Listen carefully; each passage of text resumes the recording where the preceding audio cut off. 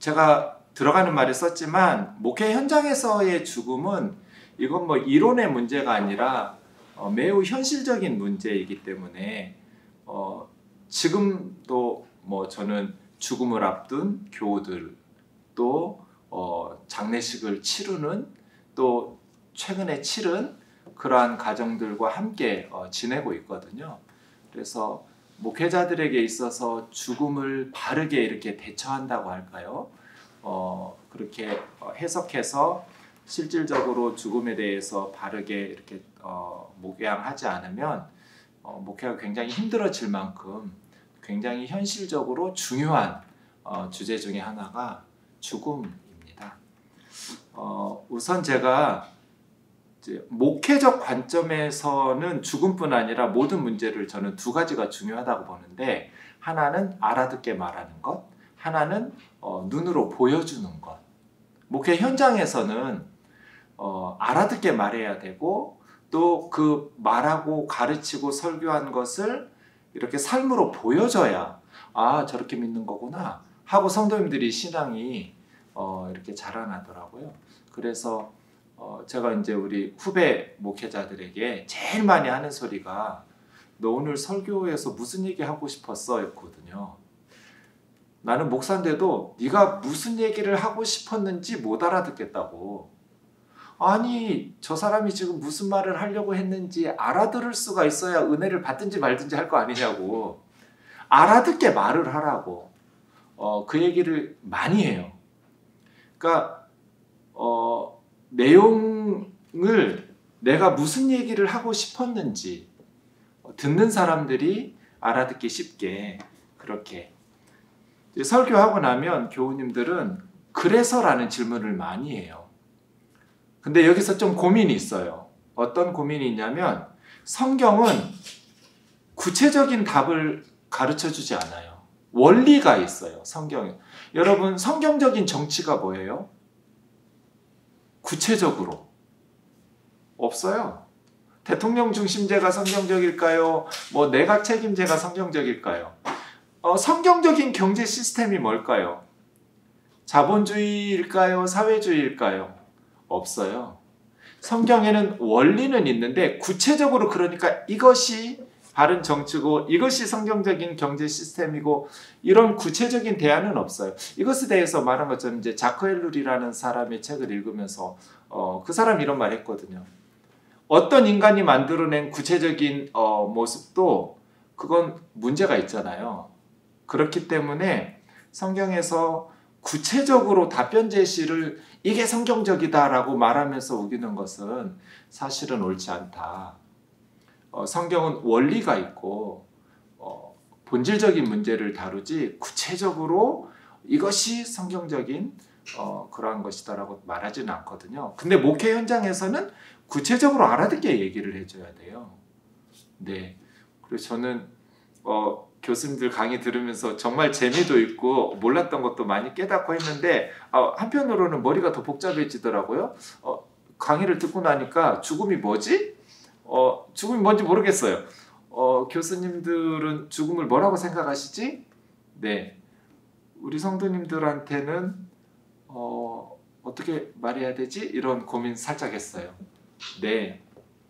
죽음은요. 그냥 육체와 영혼이 분리되는 거예요.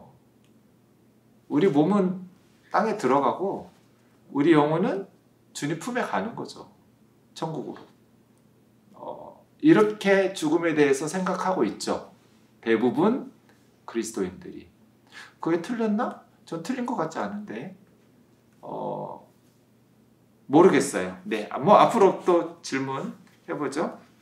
뭐 예컨대 제가 그리스도인들은 심플 라이프를 살아야 된다. 검소하게 살아야 선교도 하고 구제도 하죠. 그렇게 설교하잖아요. 그러면 성도님들은 그래서 하고 물어요. 그래서 청년들은 아예 그냥 저한테 와서 말해요. 목사님 몇 평? 네, 목사님 몇 평 이하에서 살아야 하나님 기쁘시게 하면서 사는 거냐고. 자동차는 몇 cc 이하를 타야 검소하게 사는 거냐고. 아예 그냥 딱 숫자로 가르쳐 달라고. 내 절대로 목사님 살라는 평수 이상에서 안 살고 그 이상의 차를 안 탈 테니까 제가 상상하지도 못했던 질문들을 던져요. 설교가 끝나고 나면. 근데 그 질문은 항상 그래서 어쩌라는 거냐예요. 그래서 어쩌라고요? 어떻게 살아야 돼요? 구체적으로 묻거든요. 그래서 죽음에 대해서도 죽음이 뭔지 성경에서는 원리만 있지만 목회 현장에서는 그래서 어쩌라고? 라고 질문하는 교우님들에게 구체적으로 말해주는 것이 필요하죠. 이게 이론의 문제가 아니라 실질적으로 눈으로 보여주어야 된다라는 것은요. 아무리 은혜 받는 설교하고 해도 제가 해보니까 성도님들은 말로 이렇게 변하는 것 같지는 않아요. 은혜 받고 끝나면 그냥 끝나죠. 이렇게 목사님이나 말씀을 가르치는 부모님이나 이런 모습을 보면서 삶을 보면서 이렇게 달라지는 것 같아요. 그래서 저렇게 예수님 믿는 거구나 하고 그런 의미에서 목회 현장에서는 삶으로 보여주는 거. 아무리 천국이 있다고 설교해도 목회자가 그렇게 설교해놓고 천국에 갈 사람답게 살지 않으면 사는 모습을 보여주지 않으면 성도들은 천국 있는 것처럼 안 살아요. 안 믿는 세상 사람들도 그럴 것 같아요. 니체가 그랬대잖아요. 나는 그리스도인들이 정말 천국이 있다고 믿는 사람들처럼 사는 모습을 보면 나도 예수님 믿고 싶다고. 죽은 후에 천국 간다고 말은 하는데 그렇게 사는 사람이 별로 안 보이는 거예요. 그러니까 별로 교회에서 말하는 것이 신뢰가 안 가는 거죠. 네. 근현대사에 대한 많은 책들이 있겠지만 저는 강원용 목사님이 쓴 역사의 언덕에서라는 책 참 재밌게 읽었고 이제 실제로 본인이 경험하셨던 우리나라 현대사고 또 기독교와 관련된 내용들이 많아서 그 책 참 추천하고 싶은데요. 그 책에 보면 부산에서 이제 부산까지 압록강 전투하고 있을 때 위험해진다라고 해서 이제 목사님들을 제주도로 이렇게 목사님 가정을 이동시키려고 안전하게 대피시키려고 미군이 배 한 척을 내줬대요. 그것에 대한 책임자로 강원영 목사님이 부두에 갔더니 장로님들이 어떻게 알고 그 배에 타려고 이렇게 서로 그 배 타지 않으면 지금 공산당한테 죽는다고 생각하니까 서로 막 잡아 뜯고 이렇게 싸우는 모습을 목사 가족하고 장로 가족들하고 하고 있더래요. 그래서 다른 사람도 아닌 목사들과 장로들이 서로 자기만 살겠다고 그런 추악한 모습을 보이고 있었다. 지옥이라는 게 별게 아니었다. 천당 가겠다고 평생 하나님과 예수님을 믿어온 그 사람들이 서로 먼저 배를 타기 위해 보여준 그 광경이 바로 지옥이었다. 제가 이런 내용을 읽어보면서 그래서 황원용 목사님은 자기가 책임자였는데도 그냥 발길을 돌렸다고 하더라고요. 그러니까 천국에 간다고 말하죠. 목사들도 장로들도 다 그렇게 믿는다고 말하는데 사실은 정말 믿나? 라고 생각하면 그런 것 같지가 않아요. 사는 모습이 천국 갈 사람답게 살지를 않아요. 저는 이제 정말 천국에 갈 사람들이라면 심플하게 살 것 같은데 말이에요. 네, 우리의 삶의 모습이 매주 지금 죽음에 대한 우리가 공부를 했어요. 끝나면 뭐가 남을까요? 우리 삶은 뭐가 달라질까요? 우리의 생각이 달라지고 우리의 삶이 달라져서 정말 유익한 강의, 유익한 여름의 그러한 죽음이라는 대한 강의가 되었을까? 글쎄요. 여러분의 신앙과 삶에 뭐가 달라질까요? 네, 잘 모르겠네요. 근데 달라지지도 않을 건데 공부는 뭐하러 할까요? 제가 늘 우리 교우님들한테 그러거든요. 아니 바르게 살 마음도 없으면서 예배는 뭐하러 나오냐고. 바르게 살고 싶은 마음도 없는데 교회는 뭐하러 다니냐고. 그런 얘기 자주 하거든요. 하나님 기뻐하시는 삶을 살려는 마음도 없는데 교회는 뭐하러 다녀요? 성경 공부는 뭐하러 하고 예배는 뭐하러 드리지? 이런 생각이 전 들거든요. 그래서 죽음에 대한 강의를 우리가 들었으면 그 다음 우리의 삶이, 우리의 신앙이 뭔가 좀 달라져야 하지 않을까요? 네. 눈으로 보여주는 것, 그게 목회고, 눈으로 보여주는 것이 신앙이죠. 네. 하나님을 믿는 것, 예수님을 믿는 것, 그건 뭐 신앙의 교리를 고백하는 것, 지적으로 동의하는 것, 그리고 성경 찬송 들고 예배 드리는 것, 그 이상이잖아요. 물론 그걸 포함하죠. 예수님 믿는 것은. 동의해요. 신앙의 교리와 성경적인 내용에. 하지만 그게 예수님 믿는 건 아니잖아요. 세상 속에서 예수님을 믿는 사람답게 살아내는 것, 그런 것들이 더 중요하지 않을까요? 죽음, 그래서 저는 굉장히 좀 중요한 주제라고 생각합니다. 자, 본론으로 좀 들어가 보죠. 2페이지입니다. 목회 현장에서 삶과 죽음에 대해서 뭐라고 가르치시나요? 라는 질문을 받으면 저는 그냥 한 단어씩으로 진짜 천재적인 답을, 저는 이제 바울 서신 읽을 때마다 이 사람 필드 사역자다. 현장의 선교사잖아요. 무슨 연구실에서 논문 쓰는 사람이 아니구나, 바울은.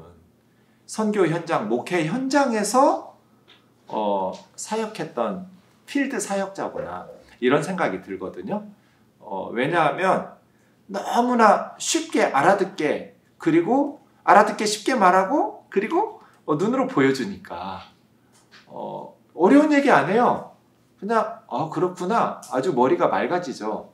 바울이 삶과 죽음에 대해서 뭐라고 말했을까요? 저 빌립보서 1장 21절 우리 교우들은 다 알아요. 제 통장이나 모든 비밀번호가 121이라는 거를 이게 빌립보서 1장 21절이거든요. 그래서 이게 아주 그냥 저에게는 너무나 명쾌한 삶과 죽음에 대한 정의라고 생각하거든요. 내게는 사는 것은 그리스도고 죽는 것은 유익함이다. 이게 한 단어씩으로 바울은 삶과 죽음에 대해서 정의를 내리거든요. 산다는 게 뭘까요? 한 단어로 말해보세요. 바울에게 물으면 산다는 거 크리스토스. 또 죽는다는 건 뭘까요? 죽는다는 거 케르도스. 이렇게 한 단어씩으로 말했어요. 산다는 것은 그리스도고 죽는다는 것은 얻는 거다. 케르도스. 뭔가 이득이 생기는 거예요. 네. 그리스도 때문에 살아요. 그리스도를 위해서 살고 그리스도를 통해서 살아요. 그러니까 바울에게 있어서 삶이란 그냥 크리스토스예요. 예수님 때문에 살고 예수님을 위해서 살고 예수님을 향해서 살고 예수님이 그의 삶의 전부죠. 그걸 구체적으로 말한다면 살든지 죽든지 내 몸에서 그리스도가 존귀하게 되는 것, 예수님이 존귀하게 되는 삶, 예수님을 높이고 예수님을 존귀하게 하는. 네. 그 다음에 죽는다는 것을 케르도스는 유익함, 개인이에요. To live is Christ, to die is gain. 뭔가를 얻는 거예요. 케르도스. 죽는다는 거, 그래서 저는 사망이라는 단어는 옳지 않은 것 같아요. 죽으면 망하는 게 아니라 사득 같아요. 죽으면 뭔가를 얻는 거니까요. 케르도스거든요. 바울이 뭘 얻는다고 생각했을까? 전제와 같이, 전제는 이제 제사, 희생제사를 드리고 거기다가 마지막으로 붓는 포도주나 독주거든요. 이제 바울의 인생을 제사의 절차에 비유하자면 모든 단계 끝, 마지막까지 전제까지 다 부었어요. 이제 불만 붙이면 끝이잖아요. 그 시점이 지금 빌립보서 4장 시점인데요. 전제와 같이 내가 벌써 부어지고 내가 떠날 시각이 가까웠다. 세상 떠나서 이제 천국에 갈 시간이 다 됐을 때 나는 선한 싸움 싸우고 달려갈 길 마치고 믿음 지켰으니 이제부로는 나를 위하여 의의 면류관이 예비되었으므로 주 곧 의로우신 재판장이 그날에 내게 주실 것이며 내게만 아니라 주의 나타나심을 사모하는 모든 자에게도니라. 이게 케르도스 같아요. 내가 죽고 나면 주님이 나를 위해서 의의 면류관을 들고 나 기다리고 계신다. 나뿐 아니라 주님이 나타나심을 사모하는 모든 자에게도 의의 면류관을 예비하고 기다리실 거다. 제가 우리 권사님들 요즘 코로나 때문에 못 하는데요. 코로나 때문에 제일 슬픈 것이 저는 두 가지인데, 하나는 우리 주일학교 아이들을 못 보는 거. 우리 아이들 신앙이 어떨까 굉장히 염려돼요. 코로나의 상황에서 우리 아이들하고요. 그 다음 좀 슬픈 게 우리 나이 드신 권사님들 또 장로님 집사님들 못 만나는 거. 제가 가끔 이제 가정에 가거나 전화 신방하거나 이렇게 만나고 있는데요. 우리 할머니들은 오랜만에 저 보면 항상 울어요. 저를 붙잡고 너무 반가워가지고. 네. 근데 이제 제가 우리 권사님들 함께 모여서 한 달에 한 번씩 식사를 했거든요. 코로나 전까지 매달 모여서 교회에서 같이 식사하고 또 이렇게 봄 가을로는 저랑 같이 놀러도 다니고. 저는 이제 우리 교우들하고 밥 먹을 때는 10,000원짜리 이상 안 먹어요.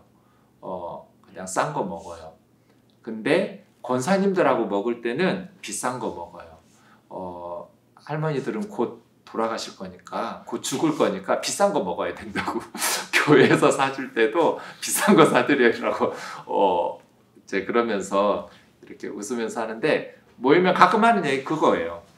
권사님들 이렇게 자고 나서 눈을 떴는데 갑자기 어젯밤에 잘 때하고 분위기가 달라지고 뭔가 처음 보는 낯선 분위기면 죽으신 거라고. 그때 권사님들 눈앞에 주님이 나타나야 된다고. 여기 보세요. 주의 나타나심을 사모하는 모든 자에게도 의의 면류관이. 주님이 나타나심을 사모하는 예수 믿는 사람들이죠. 우리가 죽고 나서 눈을 떴는데 부처님이 나타나면 우리는 망한 거라고 제가 권사님들한테 그러거든요. 그럼 막 웃어요. 근데 실질적으로 이거는 권사님들에게는 늘 옆에서 같이 예배드리던, 해마다 같이 예배드리던 권사님들이 천국에 가시니까요. 이건 되게 현실적인 문제예요. 그때 주님이 나타날 거라고 걱정하지 말라고. 그때 아마 같이 간 천국 입학 동기생들은 천국 가려고 죽어보니 진짜 예수가 이렇게 심판주이시네, 천국과 지옥이 있네, 막 이러면서 난 세상에서 이렇게 착한 일도 하고 이렇게 착한 일도 하고 천국에 좀 들여보내달라고 막 그렇게 말할 거라고. 그때 권사님들은 그 사람들 따라하지 말라고. 뭔가 자고 나서 눈 떴는데 처음 보는 분위기고 주님이 딱 나타나면 긴장하지 말고, 제가 이제 죽고 나서 해야 될 멘트를 가르치는 거예요. 권사님들 맨날 잃어버리니까 아주 반복해서 매달 가르쳐요. 우리 같이 예배드리고 밥 먹거든요. 그러면 제가 늘 그렇게 말해요. 권사님들 그냥 나는 죄인이라고. 한마디만 하면 나머지 대사는 예수님이 다 알아서 칠 거라고. 괜히 거기서 나 이렇게 했어요, 기도 열심히 했어요, 예배 열심히 했어요, 전도 열심히 했어요, 이런 식으로 하지 말고 그냥 나는 죄인이라고 주님 긍휼히 여겨달라고 한마디 하면 주님이 알아서 나도 네가 죄인인 줄 아는데 내가 너한테 약속한 대로 성경에 써놓은 대로 나 믿었으니까 천국 가자고 할 거라고. 주의 나타나심을 사모하는 모든 자에게 의의 면류관. 이게 케르도스 아닐까요? 바울은 지금 그거 생각하고 있는 거잖아요. 죽는다는 것은 망하는 것도 아니고 잃어버리는 것도 아니고 유익한 거라고, 케르도스. 저는 그래서 이런 식으로 가르쳐요. 목회 현장에서. 산다는 것은 그리스도고, 그게 정답. 그리스도를 위해서 사는 것, 그리스도를 통해서 사는 것, 이게 삶의 정답이고, 죽는다는 것은 얻는 거, 죽음의 문을 열고 이 세상이 줄 수 없는 것을 얻잖아요. 죽음이라는 문을 열고 들어가면 주님을 만나잖아요. 천국을 만나거든요. 그러니까 당연히 죽음은 두려워하거나 염려할 것이 아니라 뭔가 슬퍼하고 잃어버리는 것이 아니라 엄청 행복한 일이죠. 세상이 줄 수 없는 선물을 받는 케르도스, 게인, 얻는 거예요. 저는 아침에 새벽기도 설교 끝나면 우리 교우들 위해서 기도하는데요. 처음에는 모든 교우들을 위해서 날마다 기도했어요. 뭐 개척했을 때 몇 명 안 되니까요. 근데 요즘 이제 교우들이 늘어나니까 일주일에 한 번씩 기도해줘요. 모든 교우들을, 어린애들까지. 근데 매일 기도하는 6가정이 있어요. 부모님보다 먼저 보낸, 자식들을 먼저 보낸 부모님들. 자식을 먼저 보낸다는 거는요, 저는 목회하면서 지금 30년 가까이 목회하는데 가장 슬펐던 때가 먼저 간 자식을 장례 치르면서 오열하는 엄마와 아빠. 그때가 가장 슬펐어요. 시간이 지나면 교우들은 잊어버려요. 근데 목사는 같이 해마다 예배 드리고 위로하고 새벽마다 오늘 하루도 지옥과 같은 하루를 살 텐데 자식을 먼저 보낸 부모가 어떻게 행복하게 살겠어요? 정말 죽지 못해서 사는 하루를 살 텐데 주님께서 함께 해달라고. 그래서 그 12명을 위해서는 에브리데이 기도해요. 아침에 그냥 눈 뜨고 교회 나와서 새벽 기도하면 그리고 또 기도하는 분들은 지금 죽음을 앞두고 투병하고 있는 교우들. 그냥 하루 종일 기도가 돼요. 아침에 눈 뜨면서부터 저녁에 잠들 때까지 늘 마음속에 있어요. 지금 뭐 말기암이랄지 그런 어떤 위독한 상황에서 믿음의 싸움을 하고 있는 뭐 제가 하나님한테 원하는 게 별로 없는데요. 하나님한테 뗐을 때는 그런 거죠. 지금 한 초신자가 말기암이에요. 우리 교회에서는 5살짜리 어린 딸이 하나 있어요. 그럼 저는 하나님 앞에 하나님 생각해 보라고. 믿음도 내가 더 좋고 나는 우리 애 대학 졸업까지 시켜놨으니까 애도 다 키웠고 누군가 천국에 필요하면 누굴 데려가야 되냐고. 하나님 생각해 보라고. 나 데려가라고. 나한테 암을 옮기고 그 젊은 애기 엄마 살려달라고. 하루 종일 하나님하고 싸우는 게 그런 거죠. 목회 현장에서 죽음은요, 실질적인 문제죠. 네, 믿음도 내가 더 좋고, 애도 내가 더 많이 키워놨는데, 나한테 옮기라고. 내가 대신 암하고 싸우다가 죽더라도 내가 죽을 테니까 애기 엄마 살려달라고 하나님 앞에 떼쓰죠. 그럼에도 불구하고 죽었어요. 애가 먼저 죽기도 하고 젊은 엄마가 죽기도 해요. 그러면 목회 현장에서 목회자는 어떻게 해야 될까요? 저는 그때 너무나 위로가 돼요. 케르도스. 죽는 것은 유익하다고. 잃어버리는 게 아니고 망하는 게 아니고 얻는 거라고. 몇 달 전에 우리 장로님 어머님이 갑자기 가셨어요. 어떤 분이 차로 후진하다가 어머니를 못 봐서 받았어요. 그래서 갑자기 그냥 어머님이 죽으셨어요.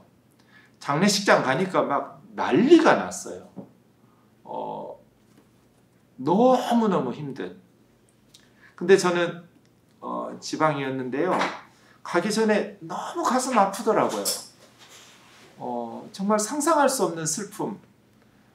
막 장로님이 목사님 엄마 죽을 것 같다고 기도해달라고 하면서 전화기에다 대고 엉엉 우는데 막 가슴이 찢어지는 것 같아요. 근데 결국 몇 시간 만에 병원에서 천국에 가셨어요. 어떻게 해야 될까요? 제가 기도하면서 장례식을 준비하고 유가족들에게 하나님께서 어머님에게 뭔가 잃어버리고 망하게 한 거 아니라고. 어머님을 위해서 가장 좋은 선물이 천국이라고. 근데 우리한테는 슬픈 날이라고. 하나님께서 우리한테는 못된 짓 하셨지만 어머니한테는 가장 좋은 선물 주신 거라고. 이 세상에서 자식들이 아무리 잘해도 이 세상이 뭐가 좋아요? 자식들이 주님보다 어머니에게 더 잘해 드릴 수 있어요? 없잖아요. 6명의 부모들한테 저는 그래요. 우리 아이들에게 하나님께서 악하게 하신 거 아니라고. 우리 아이들에게 가장 좋은 천국 주셨지 않냐고.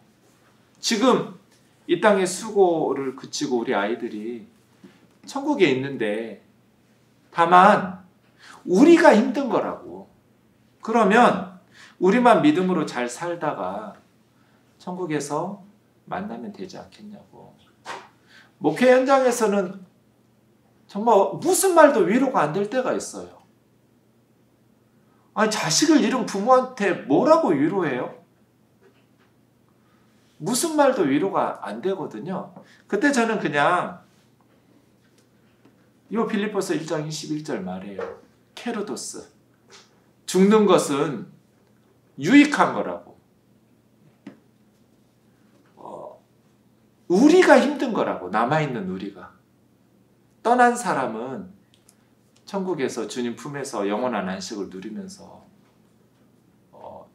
행복하게 잘 살고 있으니까 남은 우리가 믿음 잘 지키면서 우리에게 주신 삶을 값지게 살아내는 것, 그렇게 위로하고 격려하죠. 산다는 것 그리스도고 죽는다는 것 유익한 거라고, 얻는 거라고. 요한일서 3장에 보면 하나님의 자녀, 하나님께서 우리에게 어떤 사랑을 베푸셔서 하나님 자녀라 일컬음 받게 하셨는가. 우리가 지금 하나님 자녀인데 세상 사람들은 모르죠. 하나님을 모르니까 하나님의 자녀가 된 게 뭔지도 모르지만 요한은 말해요. 장래에 어떻게 될 거냐면 주님이 나타나실 때가 되면 주님의 참모습, 우리가 주님과 같아질 거라고. 왜냐하면 주님의 참모습 그대로를 볼 것이기 때문에. 이 소망을 가진 자마다 그의 깨끗하심과 같이 자기를 깨끗하게 한다고. 우리가 주님이 있는 모습을 그대로 본다는 것은 주님처럼 예수님이 된다는 게 아니라 예수님처럼 된다는 거거든요. 왜냐하면 예수님처럼 돼야 예수님의 모습을 그대로 다 볼 수. 강아지들이 사람의 있는 모습 그대로 다 못 보잖아요.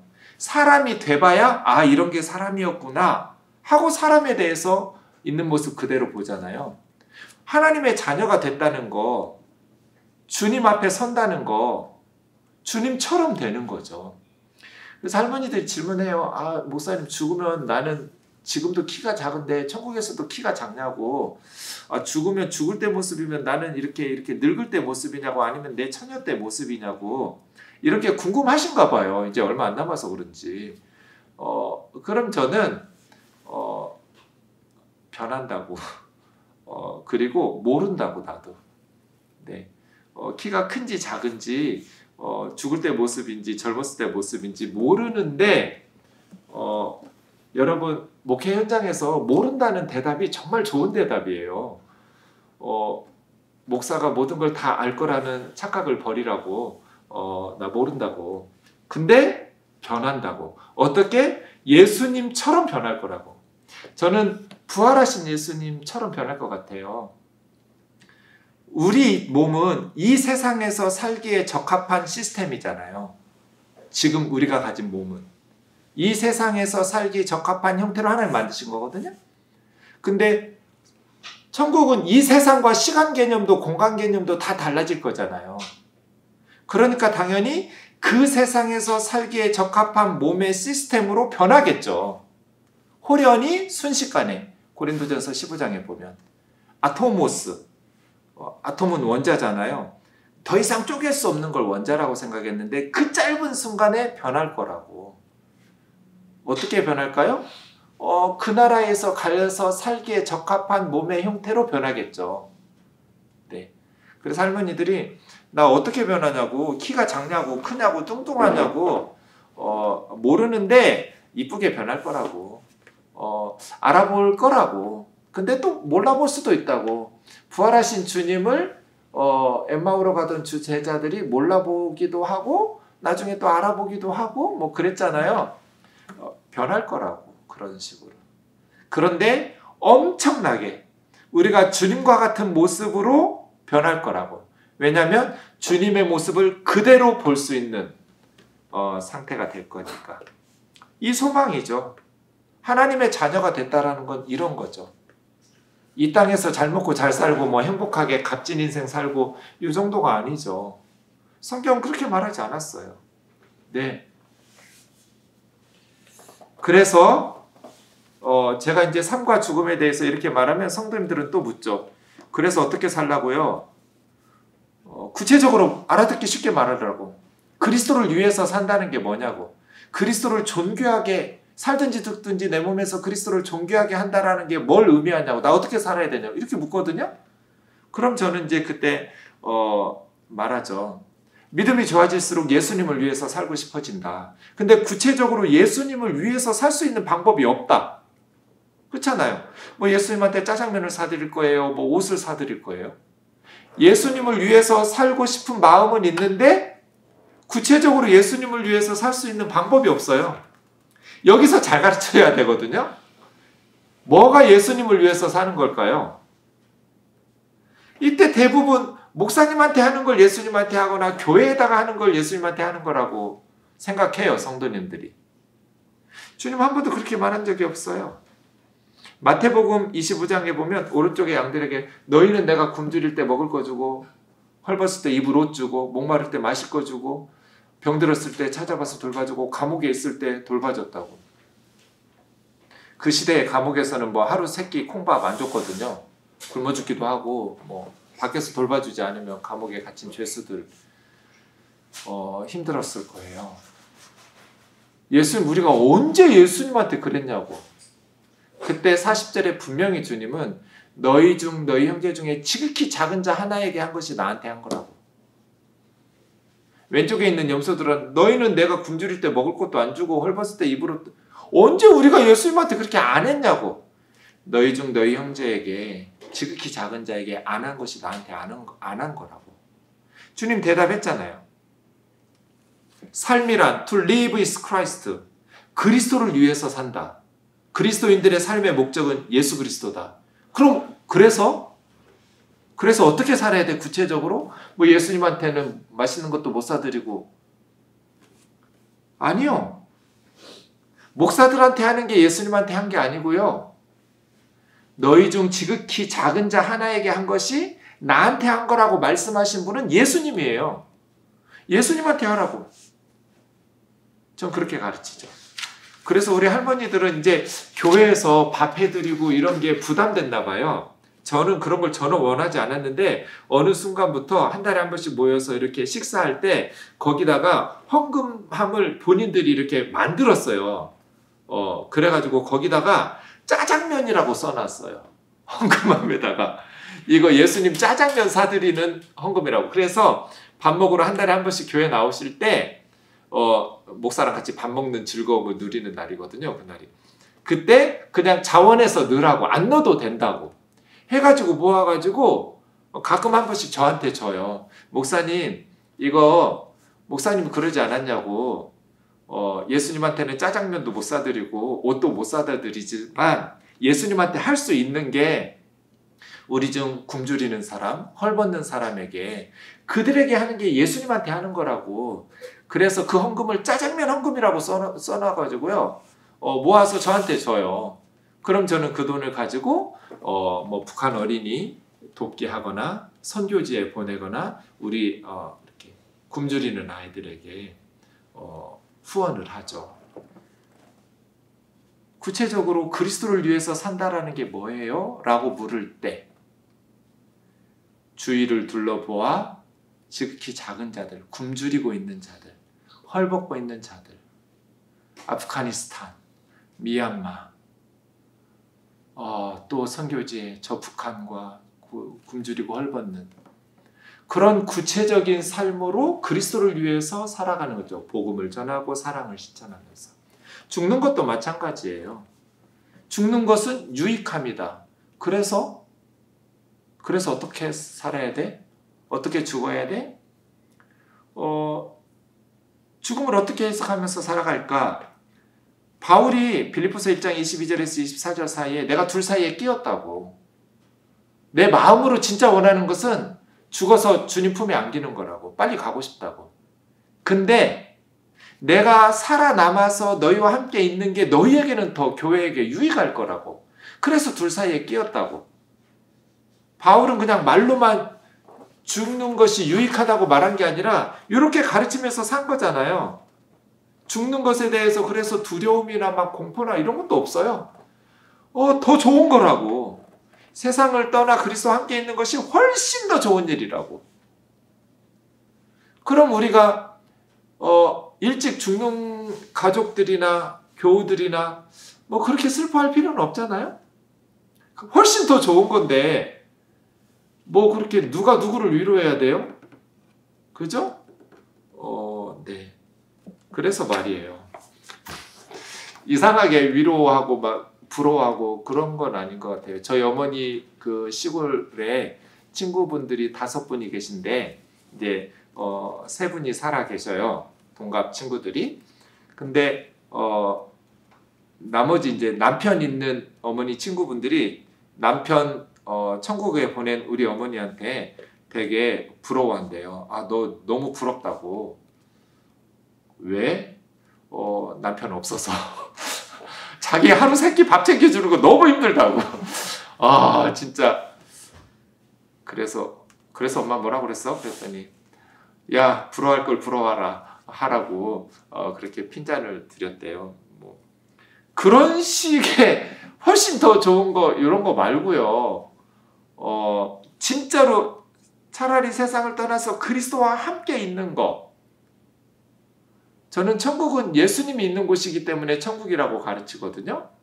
예수님이 없으면 뭐 천국이겠어요? 예수님이 계시니까 천국인 거죠? 네. 네, 어쨌든 죽는 건 유익한 거다.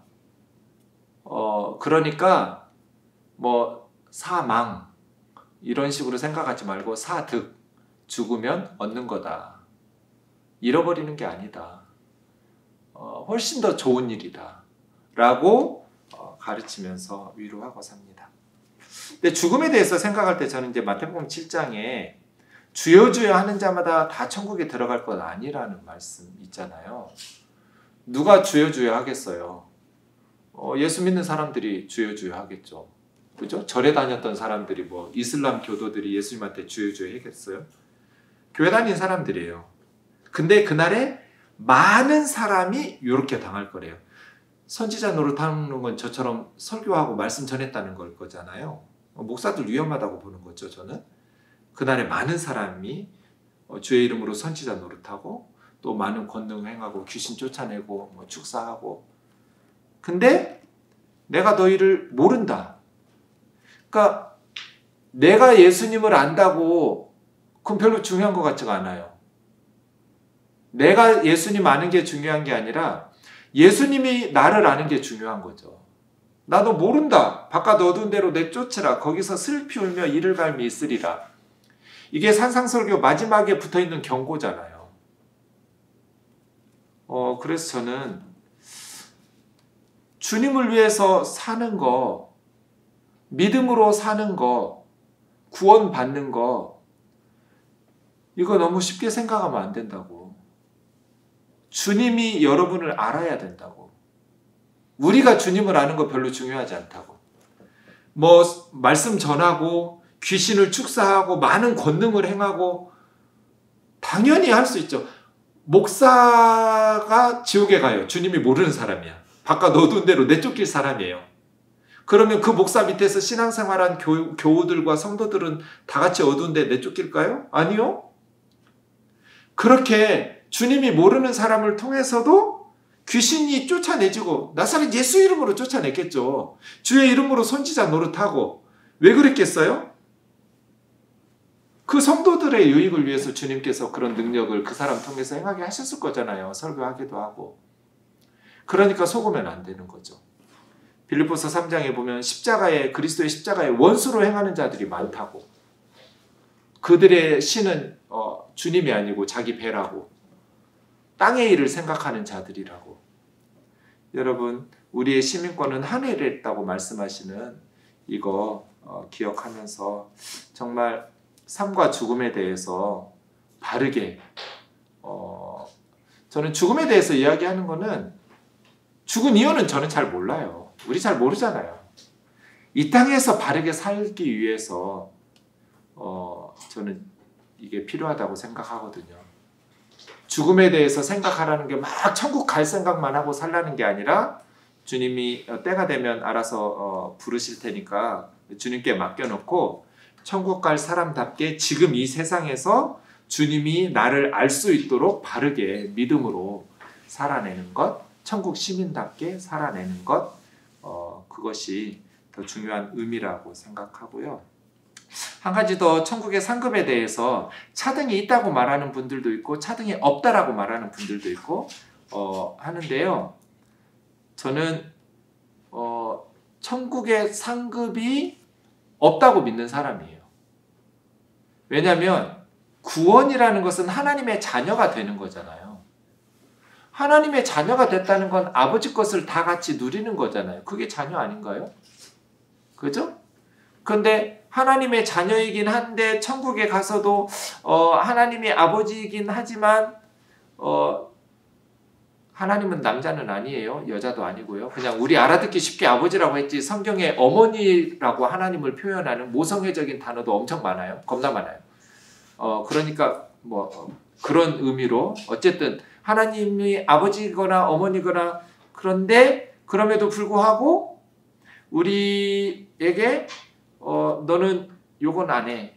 이제 저희 어머니는 늘 이제 천국 가면 개털모자 쓰실 거라고 확신하고 계시거든요.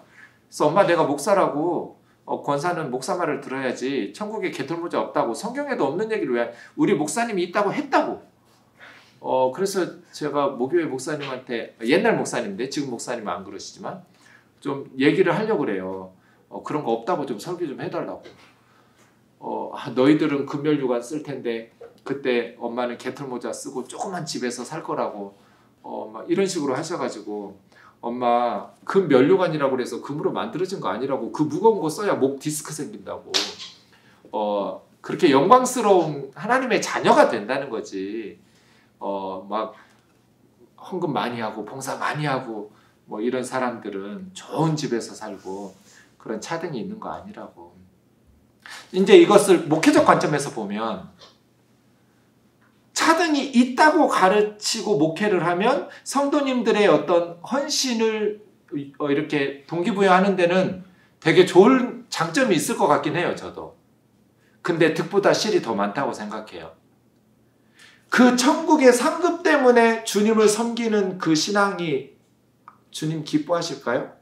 부모한테 효도하는데 자식이 부모 유산을 노리고 막 효도하면 부모님이 그런 자식을 볼 때 행복할까요? 야, 부담스럽다. 차라리 하지 마라. 그런 마음 들 것 같아요. 저 같으면. 그냥 순수한 마음으로 이렇게 하는 선물이나 효도가 더 행복하지 않을까요? 하나님은 어떨까요? 저는 목회 현장에서 천국이 포도원 품꾼 같은데 새벽부터 일한 사람하고 그냥 해지기 직전에 들어가서 포도원에서 일한 사람하고 똑같이 하루 품삯 주지 않았느냐고. 왜 이러냐고 투덜투덜 할 때 품꾼들이 야 내가 약속한 거 줬는데 왜 그래? 하면서 이게 주님이 천국은 마치 품꾼 얻어 포도원에 들여보낸 주인 같다고 하지 않았느냐고. 하나님 자녀 되는 거 그냥 다 같이 누리는 거잖아요. 뭐가 좀 달라야 더 봉사 열심히 한다면 교회는 왜 다녀요? 뭔가 천국에서 뭔가를 더 바라고 더 열심히 기도하고 전도하고 천국 상급 때문에 한다면 저는 그게 바른 신앙생활인가? 저는 그런 생각이 들어요. 그리고 그거는 타인이라고 생각하기 때문이에요. 남남이라고 생각하니까 내가 더 많이, 여러분 돈이 얼마나 많아야 행복할까요? 옆에 있는 사람보다 조금 더 많으면 행복하대요. 아무리 내가 돈이 많아도 옆에 있는 사람보다 내가 돈이 적으면 불행하다고 느낀대요, 사람들이. 천국도 그런 곳이면 좀 문제 있잖아요. 남이라고 생각하니까. 근데 개털모자 쓴 사람이 우리 엄마라고 생각해 보세요. 그게 천국이에요, 아들이? 엄마 나는 금전휴가 쓰고 있는데 엄마는 개털모자 쓰고 있으면 내가 행복해? 천국은 우리 다 한 가족이라고. 우리 한 가족인데 남이라고 생각하니까 내가 더 많이 가지면 뭐 더 행복을 느낄 수도 있지만 천국은 그런 것도 아니어야지 않아요? 그래서 저는 그렇다고 해서 뭐 아무렇게나 살아도 다 하나님께서, 저는 그거는 고린도전서 3장에 보면 공적이 불로 태워서 남아있으면, 금속이면 남아있을 거고 뭐 나무나 이런 것들이면 다 사라져 버리겠죠? 남아있으면 상 받고 공적이 다 불타버리면 해받을 것이다. 구원은 받되 불 가운데 받은 것 같으리라. 이렇게 말씀하시잖아요. 저는 이것이 천국의 차등 이야기는 아니라고 봐요. 어떻게 봉사하든지 주님께서 다 괜찮아. 다 똑같이 받으실 거야. 이렇게 생각은 안 하거든요. 정말 주님께서 기뻐하시는 불타지 않는 공적이 있을 거고, 불타 없어져 버린 진짜 쓰레기 같은 봉사와 헌신, 구원은 받죠. 그런 것들은 있을 것 같아요. 그런데 저는 그걸 근거로 더 넓은 집 주고 더 좋은 멸류관 주고 그럴 것 같지는 않아요. 주님이 인정하시고 칭찬받는 그러한 삶이, 헌신이 뭐 다 똑같아 이런 건 아니겠지만 분명히 네. 50분이 됐습니다. 쉬겠습니다.